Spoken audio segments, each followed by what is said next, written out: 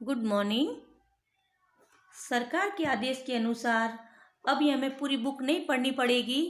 हमें इसमें से कुछ पार्ट ही हमको पढ़ने पड़ेंगे। जो हमारे एग्जाम में आएंगे वो पार्ट है पार्ट 1, पार्ट 3, पार्ट 7, 8, 12, 13, 16, 17, 18। यही आपके सिलेबस में है। और जिसमें हमने पार्ट 1, 2, 3, 4, 5, 6 तक तो हमने पढ़ लिए पूरे पक्के। अब पार्ट 7वां अपना चल रहा है, क्या निराश हुआ जाए। इसी को हम कंटिन्यूस में रखेंगे और पढ़ेंगे। क्या निराश हुआ जाए।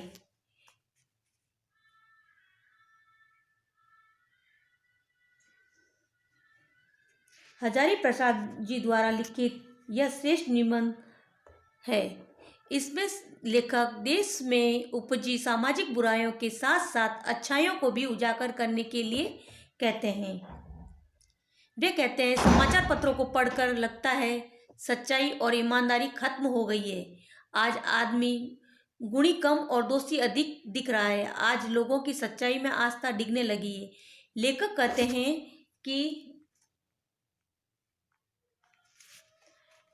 कहते हैं कि लोभ, मोह, काम, क्रोध आदि को शक्तिमान कर हार नहीं माननी चाहिए, बल्कि उनका डटकर मुकाबला करना चाहिए।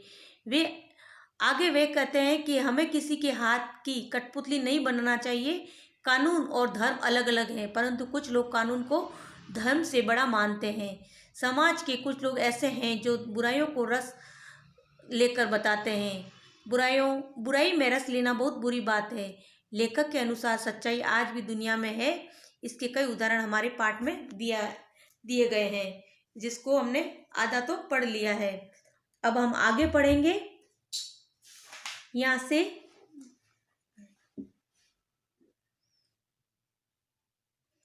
यह सही है कि इन दिनों कुछ ऐसा माहौल बना कि ईमानदारी से मेहनत करके जीविका चलाने वाले निरीह और भोले भाले श्रमजीवी पिस रहे हैं। यानी जो मेहनत करते हैं वो तो पिस रहे हैं, और जो झूठ फरेब बोल के वे फल फूल रहे हैं। वो झूठ, एक जैसे कोई चीज़ बेचते हैं, वो जैसे आलू है 5 रुपये किलो है, लेकिन वो दूसरा आदमी उसको है ना 20 रुपये किलो बेचेगा कि नहीं ये अच्छे हैं, तो लोग उसको 20 रुपये वाले के पास जाएंगे। वो सच्चा ईमानदार जो आदमी बेच रहा है 5 रुपये किलो, तो उससे कोई नहीं लेगा। जो झूठ फरेब करके कोई चीज़ बढ़ा चढ़ा के बोलते हैं, तो उसके पास हर एक चीज़ लेने चले जाते हैं। ईमानदारी को मूर्खता का प्राय समझा जाने लगा है। ईमानदारी को किसका प्राय समझा जाने लगा है? मूर्खता का। सच्चाई केवल भीरू और बेबस लोगों के हिस्से पड़ी है। ऐसी स्थिति में जीवन के महान मूल्यों के बारे में लोगों की आस्था ही हिलने लगी है। माहौल यानी वातावरण, जीविका यानी कमाई का साधन, निरीह यानी असहाय कमजोर, श्रमजीवी यानी परिश्रम करने वाला, फल फूलना यानी उन्नति करना, पिसना यानी मुसीबतें झेलना। पाठ के संदर्भ में है ना, पिसना, एक पिसना मतलब आटे पे गेहूँ पिसना भी होता है, लेकिन इसमें पाठ के संदर्भ में कहा मुसीबतें झेलना। फरेब यानी धोखा, छल, कपट। प्राय यानी दूसरा नाम। भीरू यानी कायर या डरपोक। प्रश्न पहला, आजकल कैसा वातावरण बना हुआ है? आजकल भ्रष्टाचार, झूठ फरेब का वातावरण बना हुआ है। किसे मूर्खता का प्राय समझा जाने लगा, वो कारण बताइए। ईमानदारी को मूर्खता का प्राय समझा जाने लगा है। सच्चाई केवल भीरू और बेबस लोगों के हिस्से में पड़ी है, क्योंकि झूठ और ईमानदारी को मूर्खता का प्राय समझा जाने लगा है। ईमानदारी को मूर्खता का प्राय, कि ये मूर्ख आदमी है जो ईमानदार है। जो फरेब और झूठ होते हैं वो लोग अपनी चीजों को बढ़ा चढ़ा के बताकर बेच भी देते हैं। किसे मूर्खता का प्राय समझा जाने लगा है? ईमानदारी को। फिर ये भारतवर्ष में कभी भी भौतिक वस्तुओं के संग्रह को अधिक महत्व नहीं दिया गया है। फिर अगला पैराग्राफ में क्या है? भारतवर्ष ने कभी भी भौतिक वस्तुओं के संग्रह को अधिक महत्व नहीं दिया है। उसकी दृष्टि में मनुष्य के भीतर जो महान आंतरिक गुण स्थिर भाव में बैठा हुआ है वही चरम और परम है। यानी भौतिक वस्तुओं को संग्रह को महत्व न देकर उन्होंने क्या बोला? भारतवर्ष किसको महत्व देता है? भीतर, मनुष्य के भीतर जो महान आंतरिक गुण स्थिर भाव से में बैठा है, यानी हृदय में जो बैठा है वही चरम है और वही परम है। लोभ, मोह, काम, क्रोध आदि विचार मनुष्य के स्वाभाविक रूप में से विद्यमान रहते हैं, परंतु उन्हें प्रधान शक्तिमान मान लेना और अपने मन और तथा बुद्धि को उन्हीं के इशारों पर छोड़ देना बहुत बुरा आचरण है। भारतवर्ष में कभी भी उन्हें उचित नहीं माना है। उन्हें सदा संयम कर रखने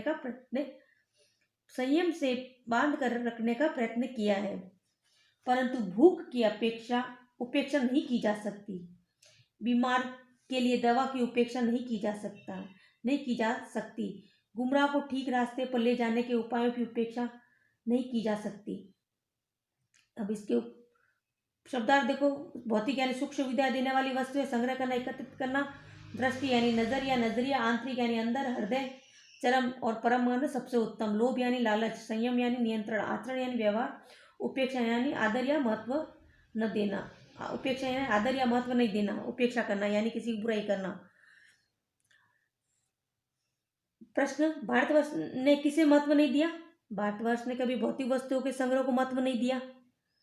प्रश्न 2, भारतीय महापुरुषों को सबसे उत्तम किसे माना है? सबसे उत्तम मनुष्य के अंदर महान जो आंतरिक गुण बैठा है उसको उत्तम माना है, या मनुष्य के भीतर जो महान आंतरिक गुण स्थिर भाव में बैठा हुआ है वही चरम और परम है।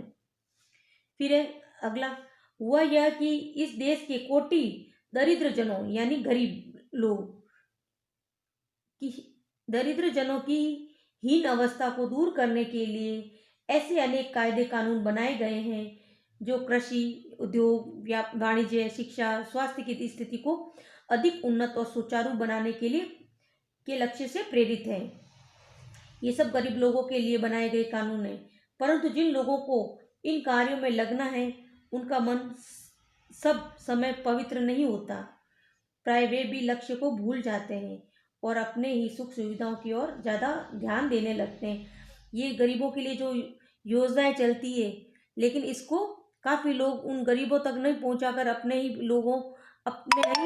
भला करने में लगे रहते हैं।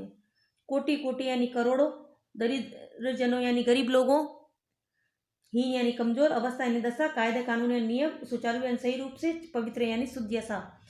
देश में अनेक कायदे कानून किस लिए बनाए गए हैं? देश में अनेक कायदे कानून दरिद्र जनों की हीन अवस्था को दूर करने के लिए बनाए गए हैं। या तो यहाँ से लिख सकते हो आप यहाँ तक, और नहीं तो लिख सकते हो दरिद्र जनों की हीन अवस्था को दूर करने के लिए बनाए गए हैं। ये सभी कायदे कानून किस लक्ष्य से प्रेरित है? ये सभी कायदे कानून कृषि, उद्योग, वाणिज्य, शिक्षा, स्वास्थ्य की स्थिति को अधिक उन्नत और सुचारू रूप बनाने के लक्ष्य से प्रेरित है। फिर भारतवर्ष सदा कानून को धर्म के रूप में देखता आ रहा है। धर्म को किसके रूप में देखता है? कानून को धर्म के रूप में देखता है। आज एकाएक कानून और धर्म में अंतर कर दिया है। आज एकाएक क्या कर दिया गया? कानून और धर्म में अंतर। धर्म को धोखा नहीं दिया जा सकता और कानून को दिया जा सकता है। यही कारण है कि जो लोग धर्म भीरू है वे कानून की त्रुटियों से लाभ उठाने में संकोच नहीं करते। इस बात के पर्याप्त प्रमाण खोजे जा सकते हैं कि आज की समाज के ऊपरी वर्ग में चाहे जो भी होता रहा हो, भीतर भीतर भारतवर्ष अब भी यह अनुभव कर रहा है कि धर्म कानून से बड़ी चीज है। धर्म भीरू यानी धर्म को छोड़ने से डरने वाला, अधर्म से डरने वाला। धर्म को छोड़ने से डरने वाला, अधर्म से डरने वाला। त्रुटियां यानी कमियां, पर्याप्त यानी काफी या भरपूर। भारत में कानून को किस रूप में देखा जाता है? भारत में कानून को धर्म के रूप में देखा जाता है। आज किस में अंतर कर दिया है? आज धर्म और कानून में अंतर कर दिया है। ये आपके उत्तर भी साथ साथ बता रही हूँ, वैसे आप खुद ढूंढ के लिख सकते हैं। फिर अगला पैराग्राफ, अब भी सेवा, ईमानदारी, सच्चाई और आध्यात्मिकता के मूल्य बने हुए हैं। वे दब अवश्य गए हैं लेकिन नष्ट नहीं हुए, यानी ये दब गए हैं। जो ऊपरी दबाव आता है तब ये चीज़ें छुपा दी जाती है, लेकिन नष्ट नहीं हुए हैं। आज भी वह मनुष्य से प्रेम करता है, महिलाओं का सम्मान करता है। हमारे देश में आज भी क्या होता है, एक मनुष्य दूसरे मनुष्य से प्रेम से बात करता है, प्रेम पूर्वक, और आज भी महिलाओं का सम्मान करता है। झूठ और चोरी को गलत समझा जाता है, दूसरे को पीड़ा पहुंचाने को पाप समझते हैं। करते हैं हम लोग, ये सब समझते हैं हम लोग कि गाय को नहीं मारना, किसी भी जानवर को नहीं मारना ये पाप है, झूठ नहीं बोलना पाप है। हर आदमी अपनी व्यक्तिगत जीवन में इस बात का अनुभव करता है। समाचार पत्रों में जो भ्रष्टाचार के प्रति इतना आक्रोश है, वह यही साबित करता है कि हम ऐसी चीजों को गलत समझते हैं और समाज में उन तत्वों को प्रतिष्ठा कम करना चाहते हैं जो गलत तरीके से धन या मान संग्रह करते हैं। आध्यात्मिकता यानी धार्मिक चिंता, मूल्य यानी श्रेष्ठ स्थिति, पीड़ा यानी कष्ट, साबित यानी प्रमाणित, संग्रह यानी इकट्ठा, आक्रोश यानी क्रोध या गुस्सा।